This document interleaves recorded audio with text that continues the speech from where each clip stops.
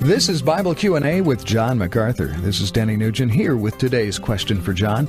Just the mention of the word evangelism can send your emotions into a spin. Excitement, anxiety, even fear.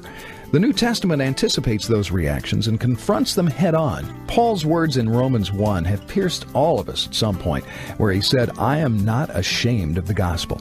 Now, John, most Christians would probably say they're not ashamed of the gospel, but they'll readily confess it causes them some level of anxiety. Is there a difference between anxiety and shame? And what was Paul's point in that passage? There is, and that's a well-put question. A difference between anxiety and shame. Sure, of course, we feel anxiety when we confront somebody with the gospel. Why? Because we're saying to this sort of self-possessed person who's trying his best or her best to feel good about himself or herself, look, I got news for you. You are a wretched, corrupt, degenerate, depraved sinner on the way to eternal hell, and you deserve every bit of that. That is not the most encouraging way to start a conversation. But you know what? Sooner or later, that's where we have to go. Because when we're talking to people about being saved, the question is saved from what? Not from a lack of purpose in life, but from everlasting hell, which we're due because of our sin.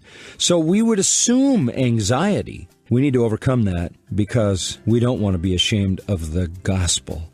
We have to get over the anxiety of confronting the sinner so that we can proclaim the glories of salvation. That's the good news, and we ought to be eager to talk to sinners about the good news. Maybe a good way to start evangelism is to say, hey, I have the best news that you have ever heard. Maybe that's an easy way to get over your anxiety at the start, and then you can back into the anxious part.